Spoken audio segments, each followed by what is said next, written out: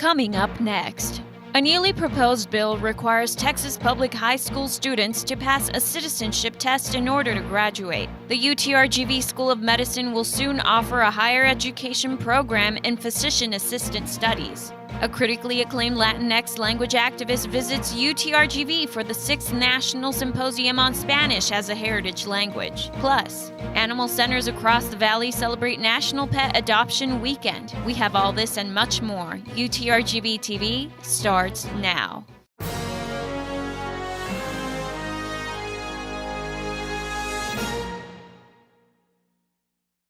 Thank you for joining us on this week's UTRGV-TV edition. I'm Juliana Quiroz. On this week's top story, a newly proposed bill would require Texas public high school students to pass a citizenship test in order to graduate.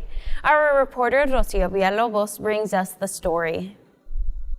On January 31st, Trent Ashby, a state representative from Lufkin, filed House Bill 1244, a bill that would replace the U.S. history end-of-course assessment with the civics tests administered by the United States Citizenship and Immigration Services. 15 U.S. states currently have this law, but unlike the civics tests administered on the naturalization exam, the high school test is multiple choice. Pioneer High School social studies teacher Cristobal Garizales explains how the material taught for the EOC differs from what is tested in the citizenship exam. The U.S. History EOC is going to cover your history of the United States, while a civics class is going to cover more the governmental side of everything. Garizales says he believes there would be an advantage to having the bill passed, and he incorporates civics as well as history into his classroom. Me and the other government teachers make our students take the test at the beginning of the year to see what they know about the government as opposed to just the history portion.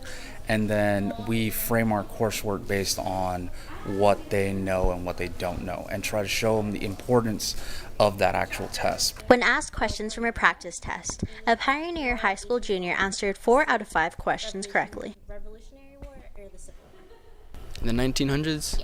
World War I. A 50-state poll by the Woodrow Wilson Foundation found that only one state is able to pass a U.S. citizenship exam.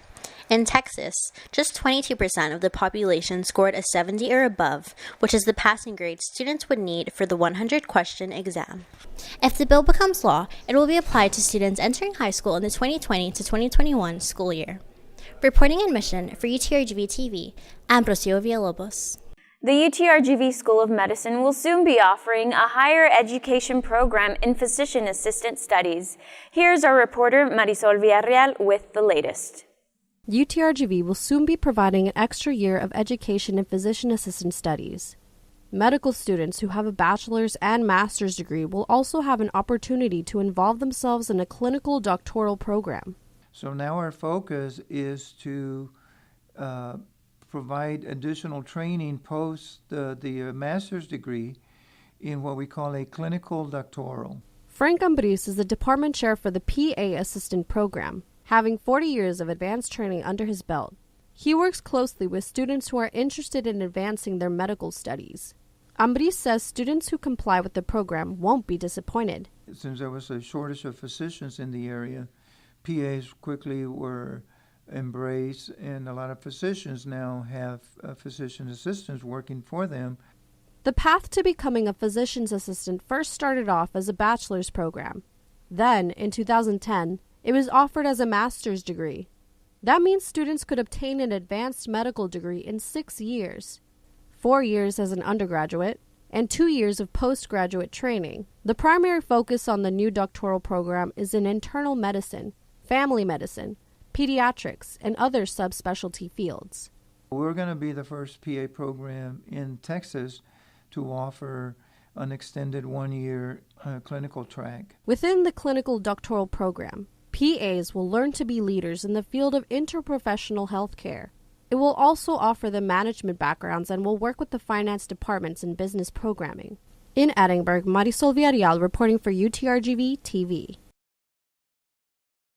In other news, the Community Historical Archaeology Project with schools, an organization best known as CHAPS, debuted a Rio Grande Valley documentary, Just a Ferry Ride to Freedom. The documentary showcased the valley's history with the Underground Railroad during the pre-Civil War. The film highlights various mixed-race ranchers and illustrates how culturally diverse the valley really is. Mario de Leon, one of the directors of the documentary, says many Rio Grande Valley residents aren't aware of the history that the RGV entails. About a story that nobody really talks about or knows that existed in the valley. I think it's important to tell these stories because if not, nobody will. A critically acclaimed Latinx language activist, scholar, and author visits UTRGV. Here's the story. Se está eliminando el español en nuestras familias. The different uses and transformations of the Spanish language can prompt a never-ending conversation here in the Rio Grande Valley. And this exact conversation was stimulated by Dr. Celia Zentella, an internationally recognized language activist and anthropological linguist. She was one of several keynote speakers invited by UTRGV as a part of the 6th National Symposium on Spanish as a Heritage Language. No es el mismo que el del vecino. She shared how she was raised in the South Bronx and came from a Mexican father and a Puerto Rican mother. She says experiencing this variety of Spanish led her to study language. So I understood that there were attitudes about language that I wanted to study, and that they really had to do with people's attitudes towards different races, towards different cultures, and to the class backgrounds of people. Zendaya was able to discuss the pain that some have endured being criticized for their Spanish, and why some are so reluctant to speak it. They feel they speak it badly, and how those attitudes have in fact made it more difficult for them to move ahead. She gave a political significance to language, bringing up President Donald Trump. They are not the stereotype that links Spanish speakers to either drugs like the president did or to rapists like he did. Several students and professors were in attendance, including this professor. She shared her insight on the subjects brought to light by Zentella. El estudio del español les ayudaría. Ese bilingüismo abre mercado de trabajo en todo país hispanoparlante. In Edinburgh, for UTRGV-TV, I'm Juliana Quiroz. Engineering Week 2019 at UTRGV welcomed high school students from across the valley. Both campuses in Brownsville and Edinburgh held different engineering events for different days of the week. Take a look at this video. Our UTRGV-TV reporter Marisol Villarreal captured this video during one of the events happening on the Edinburgh campus. It was led by the Dean of College in Computer Science, Alu Gubach. The event happening that day was Girl Engineers Day. There were at least over 100 high school girls who attended the event. To celebrate National Pet Adoption Weekend, animal centers brought their pets to the public. Our chief reporter Nathaniel Puente brings us the furry details. Cats and dogs got a chance at a new home with PetSmart's National Adoption Weekend. Local shelters provided potential pet owners a closer look at the animals. Dogs eagerly greeted each passing visitor and got the chance to walk around. The dogs loved the attention at the event, but the goal was to get them in the hands of a new owner. They euthanize in Harlingen probably between 40 to 60 animals a day. And so for every animal that we can pull out of the shelters and find a home for, we're saving that life.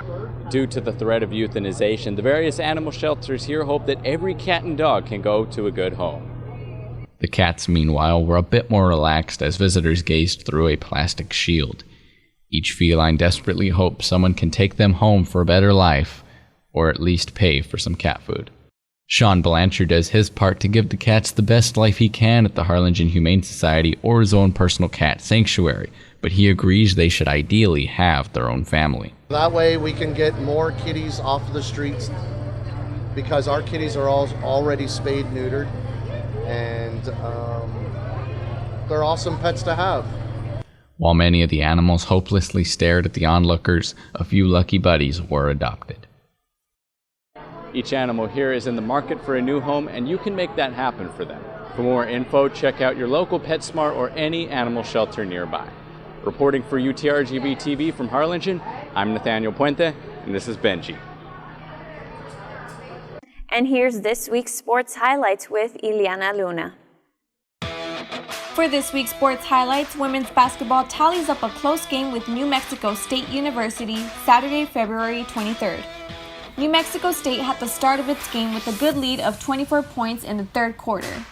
UTRGV's number 32 scored her 9th double-double of the season, and Amara Graham scores a career-high 19 points, putting UTRGV in a close call with New Mexico. Both teams were keeping track of the scoreboard, making sure neither got no more than 8 points behind.